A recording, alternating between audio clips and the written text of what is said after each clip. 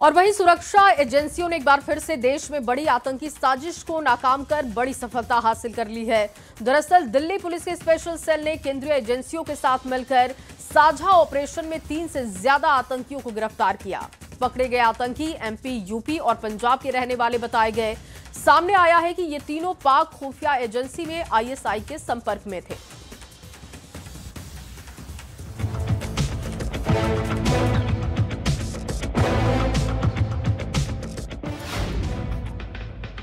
देश में आतंकी साजिश पर बड़ा प्रहार।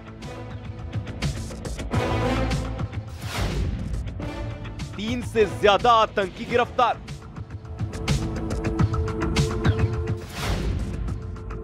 एमपी, यूपी और पंजाब से जुड़े तार।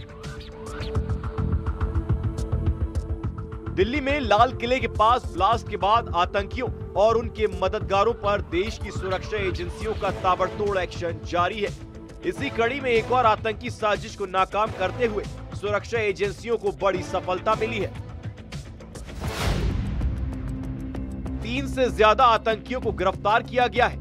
मध्य प्रदेश, यूपी और पंजाब से आतंकियों की गिरफ्तारियां की गई हैं। ये दिल्ली पुलिस और केंद्रीय एजेंसियों का साझा ऑपरेशन था। बताया जा रहा है कि पकड़े गए आतंकी बड़ी साजिश की फिराक में थे। सामने ये भी आया है कि ये सभी आतंकी पाकिस्तानी खुफिया एजेंसी आईएसआई के संपर्क में थे। तीनों पाकिस्तानी आतंकी शहजाद भट्टी के संपर्क में थे। पाकिस्तान नेशनल एक शहजाद भट्टी जो कि गैंगस्टर है, पर आज की डेट में he is working at the behest of intelligence agency of Pakistan.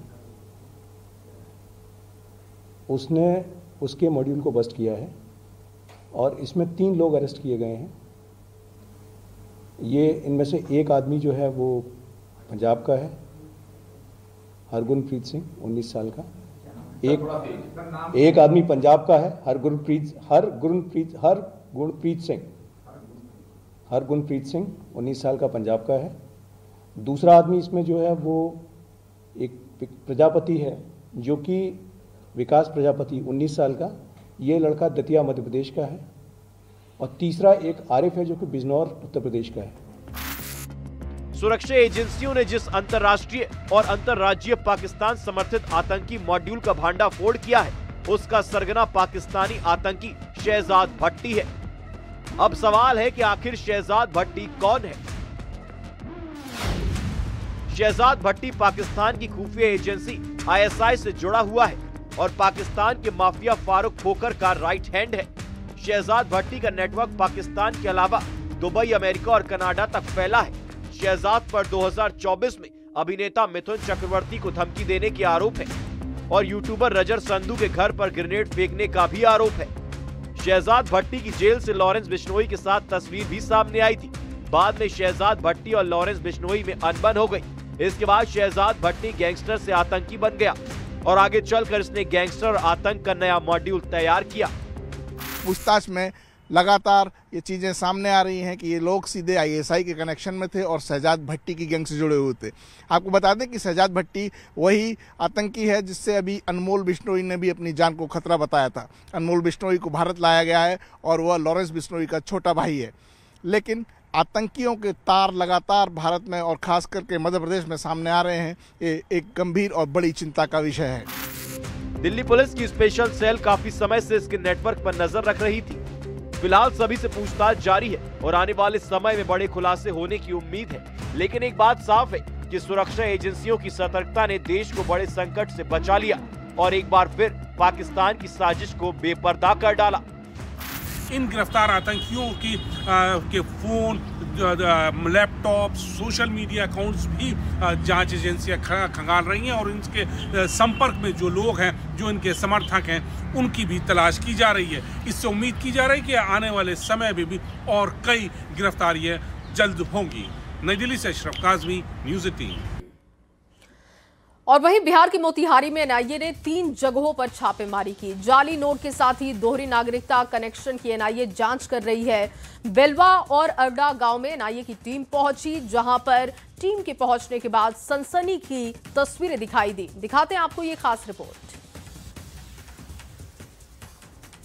Bihar में एनआईए ने बड़ी कार्रवाई की है। एनआईए की टीम ने पहले सुबह मोतिहारी के चकिया थाना क्षेत्र के बेलवा गांव और आदापुर थाना क्षेत्र के अरना गांव में धावा बोल दिया। एक साथ कई जगहों पर छापेमारी करने के बाद इलाके में सनसनी की स्थिति देखी। फेक करेंसी और फर्जी दस्तावेज से जुड़े मामले में एनआईए की टीम ने चकिया के शिक्षक मनोज पाठक के घर और आदापुर क्षेत्र के रुदल पासवान और बद्री पासवान के घर की तलाशी ली। एनआईए की टीम घरों के सभी दस्तावेजों को बाहर निकाल कर एक एक करके उनकी गहन जांच कर रही थी। इस दौरान स्थानीय थाने की पुलिसकर्मी भी मौजूद रही। एनआईए ने मनोज पाठक के दामाद धीरज तिवारी को हिरासत में लिया और कई कागजात और मोबाइल को भी जब्त किया।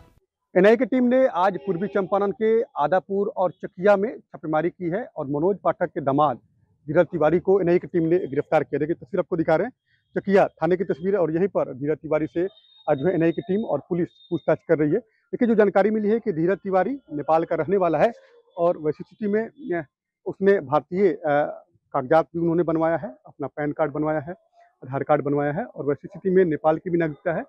फेक करेंसी का भी मामला है और उनकी पत्नी की मौत काफ़ी पहले हो गई थी और उनके बैंक से कई ट्रांजैक्शन हुए हैं, जो चकिया में भी ट्रांजैक्शन हुए हैं, यहाँ पे भी एटीएम से पैसे निकाले गए हैं और ये पैसे जो है काफ़ी मात्रा में जो है वो पैसे निकाले गए हैं। तो वैसी स्थिति में पूरी जांच में एनआईए की टीम जुटी है।